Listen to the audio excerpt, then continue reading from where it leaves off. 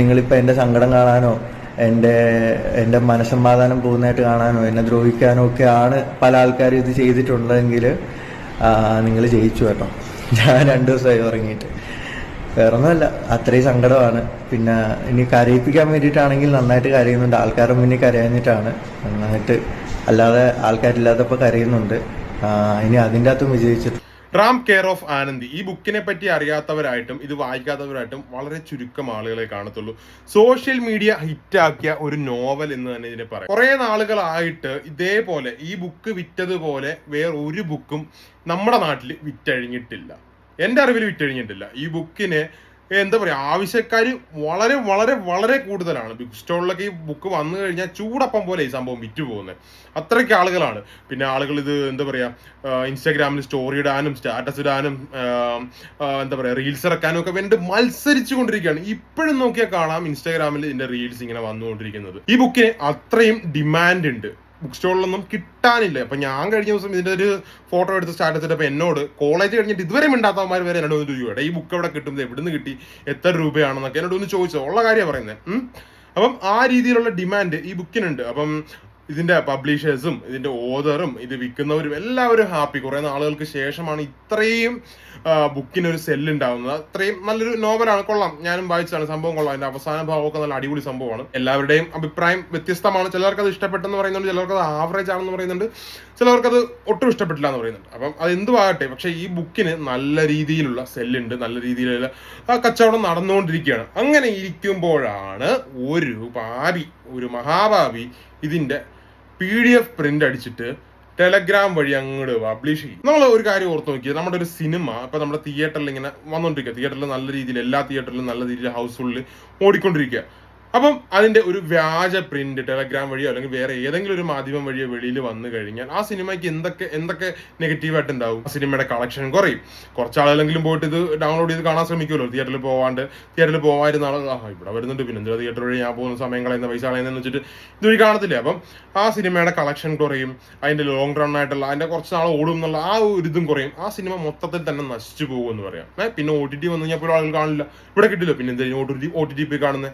അപ്പൊ അത് തന്നെയാണ് ഈ ബുക്കിനും സംഭവിച്ചത്. ബുക്ക് നല്ല രീതിയിൽ വിറ്റ് നല്ല രീതിയിൽ സെയിൽ ചെയ്തുകൊണ്ടിരുന്ന സാധനം അതിനൊരു PDF ടെലഗ്രാം വഴി ഇറങ്ങിയപ്പം ആളുകൾ ഇതിന് നല്ല ഡിമാൻഡുള്ള സാധനം. അപ്പൊ ആളുകൾ എന്ത് ചെയ്ത് ഈ PDF ഡൗൺലോഡ് ചെയ്തിട്ട് അത് വായിക്കാൻ തുടങ്ങി. കാശ് കൊടുത്ത് മേടിക്കാനിരുന്ന ആളുകൾ ഈ PDF ഡൗൺലോഡ് ചെയ്ത് അത് വായിക്കാൻ തുടങ്ങി. അതിനെ തുടർന്ന് ഈ ബുക്കിന്റെ ഡിമാൻഡ് ചെറിയ രീതിയിലെങ്കിലും കുറഞ്ഞിട്ടുണ്ടെന്ന് പറയാം. ഇപ്പം ആ ബുക്ക് ഇത്രയും ഡിമാൻഡ് ഉള്ളത് കൊണ്ട് ഇതിന്റെ പബ്ലിഷേഴ്സ് എന്താ വിചാരിച്ചത്, നല്ല രീതിയിൽ എന്നാൽ ഇതിന്റെ കോപ്പീസ് ഇറക്കാം, അത്യാവശ്യം കോപ്പീസ് ഇറക്കി നല്ല രീതിയിൽ സെയിൽ ചെയ്യാം, കുറച്ചും കൂടിയൊക്കെ ആളുകളിലോട്ട് എത്തിക്കാമെന്ന് വിചാരിച്ചിരുന്നപ്പോഴാണ് ഒരു മഹാഭാവി ഈ പണി കാണിച്ചത്. ഇപ്പൊ ആ പബ്ലിഷേഴ്സിന്റെ പേടി എന്താ, ഇതിന് ബുക്ക് സ്റ്റോളിൽ പോയി കെട്ടിക്കിടക്കോ പേടിയിലാണ് ഇപ്പൊ പബ്ലിഷേഴ്സ് ഉള്ളത്. അപ്പൊ എന്തായാലും ഈ ബുക്ക് എഴുതിയ അഖിൽ P. ധർമ്മജൻ, പുള്ളിനെ അറിയാലോ, നമ്മൾ 2018 എഴുതിയിട്ടുള്ള ആളാണ് അഖിൽ.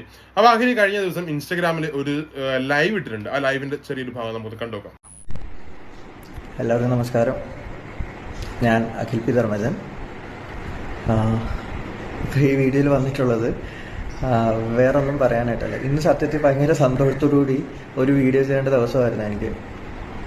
DC ബുക്സിൻ്റെ ഒരു സ്പെഷ്യൽ എഡിഷൻ എൻ്റെ പുസ്തകം DC ബുക്സ് ചെയ്യുന്നുണ്ടായിരുന്നു. അപ്പോൾ അതിൻ്റെ ഒരു നല്ലൊരു വീഡിയോ, നല്ല പ്ലസൻറ്റ് ഫേസ് ഒക്കെ ആയിട്ട് ഞാൻ ചെയ്യാമെന്ന് അവരോട് ഏറ്റിട്ടുണ്ടായിരുന്നു. അതായത് ഏതൊരു എഴുത്തുകാരൻ്റെ ആഗ്രഹമാണ് അദ്ദേഹത്തിൻ്റെ ഒരു ബുക്കിൻ്റെ ഹാർഡ് ബൗണ്ട് കോപ്പി, ഈ കട്ടിയുള്ള ഒരു സ്പെഷ്യൽ എഡിഷൻ ഇല്ല, ലിമിറ്റഡ് എഡിഷൻ, ചിലർ കളക്ട് ചെയ്ത് വെക്കാൻ വേണ്ടിയിട്ട് വാങ്ങുന്നതാണ് ആ ബുക്ക്. അത് ഭയങ്കര റെയറാണ്. അങ്ങനെ ആ ഒരു കോപ്പിയൊക്കെ ഒരു പബ്ലിഷർ ഇറക്കുക എന്ന് പറയുന്നത്. അപ്പോൾ ആ ഒരു സന്തോഷം പങ്കിടേണ്ട ഒരു ദിവസമായിരുന്നു ഇന്ന്. അപ്പോൾ അവർ രാവിലെ തൊട്ട് ചോദിക്കുന്നുണ്ട്.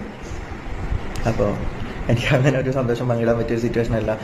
നിങ്ങൾ പലർക്കെങ്കിലും അറിയാൻ പറ്റുമായിരിക്കും, 2-3 ദിവസമായിട്ട് റാം കെയർ ഓഫ് ആനന്ദിയുടെ PDF ഇഷ്യൂസ് നടക്കുകയാണ്. ഇന്നലെ ഞാൻ അതിന് വേണ്ടിയിട്ട് കേസ് ഫയൽ ചെയ്തു. ഈ പുസ്തകം ആരൊക്കെയോ ചേർന്നിട്ട് ഇതിൻ്റെ PDF ആക്കിയിട്ട് PDF സ്കാൻ ചെയ്തിട്ട് PDF ആക്കിയിട്ട് എല്ലാ ഗ്രൂപ്പുകളും. നോവലിന്റെ വൻ വിജയം കാരണം അതിന്റെ പബ്ലിഷേഴ്സ് അതിന്റെ സ്പെഷ്യൽ എഡിഷൻ ഒക്കെ ഇറക്കാനിരിക്കുകയായിരുന്നു. അതിനൊരു പ്രൊമോ വീഡിയോ ചെയ്യാനിരുന്ന അഖിലാണ് ഇപ്പൊ വന്നിരുന്ന് കരഞ്ഞുകൊണ്ട് വിഷമിച്ചുകൊണ്ട് ഈ ലൈവ് ചെയ്യേണ്ടി വന്നൊരവസ്ഥ. അപ്പൊ എന്തായാലും DC ബുക്സും അഖിലും ഇതിനെതിരെ കേസൊക്കെ കൊടുത്തിട്ടുണ്ട്. കേസ് കൊടുത്തപ്പോൾ ഈ സൈബർ സെല്ലൊക്കെ കണ്ടെത്തിയിരിക്കുന്നത് പല കുഞ്ഞു കുട്ടികളും വരെ ഇത് ഷെയർ ചെയ്യുന്നുണ്ട്.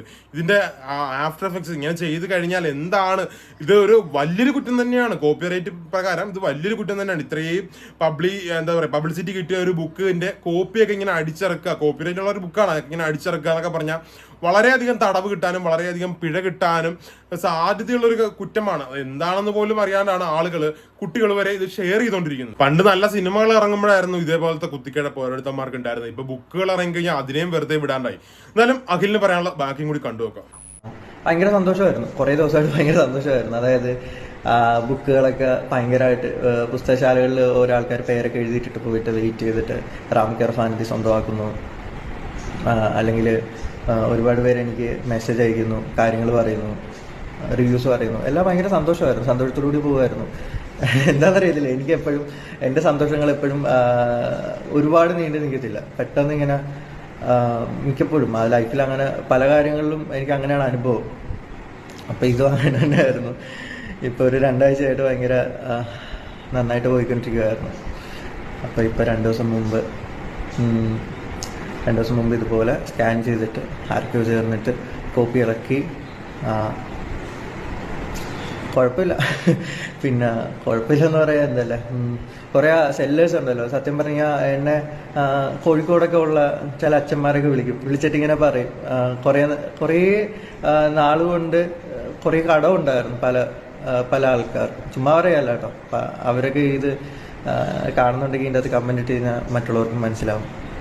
ചില പെൺകുട്ടികൾ ബുക്ക് സെല്ല് ചെയ്യുന്നവരൊക്കെ പറഞ്ഞു ഒരുപാട് കടമൊക്കെ ഉണ്ടായിരുന്നതൊക്കെ ഈ പുസ്തകത്തിൻ്റെ സെയിൽ കൊണ്ട് അതിൻ്റെ അകത്തുനിന്നൊരു ചെറിയൊരു കമ്മീഷൻ കിട്ടുന്നത് കൊണ്ട് അവരുടെ അങ്ങനെ കുറേ കാര്യങ്ങളെല്ലാം അവർ ചെയ്തു എന്ന് പറഞ്ഞു. അപ്പൊ അതാണ് ഈ ബുക്ക് കൊണ്ട് രക്ഷപ്പെട്ടത്. അതിന്റെ ഓതറും പബ്ലിഷറും മാത്രമല്ല, ഈ ബുക്ക് ചെറിയ രീതിയിൽ വിൽക്കുന്നവരും അല്ലെങ്കിൽ കൊണ്ടു നടന്ന് വിൽക്കുന്നവരും ഒക്കെ ഒരുപാട് സാമ്പത്തികപരമായിട്ട് ഒരുപാട് കടങ്ങൾ വരെ, ചില ആളുകളുടെ വലിയ വലിയ കടങ്ങൾ വരെ വീട്ടിട്ടുണ്ടെന്നാണ് പറയുന്നത്.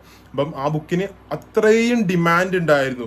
ഇപ്പം എല്ലാവരും വായിക്കുന്നു, പിന്നെ ഞാൻ വായിച്ചില്ലെങ്കിൽ മോശമല്ലേ എന്ന് കരുതി വരെ മേടിക്കുന്ന ആളുകളുണ്ട്. ആ രീതിയിൽ വരെ വിറ്റ് പോയിക്കൊണ്ടിരുന്ന ബുക്കാണ് ഇപ്പൊ ഇതേപോലത്തെ ഒരു PDF വന്നപ്പം അതിന്റെ ആ ഒരു കച്ചവടത്തെ, അതിന്റെ ആ ഒരു ഇതിനെ എല്ലാ രീതിയിലും നെഗറ്റീവായിട്ട് ബാധിച്ചത്.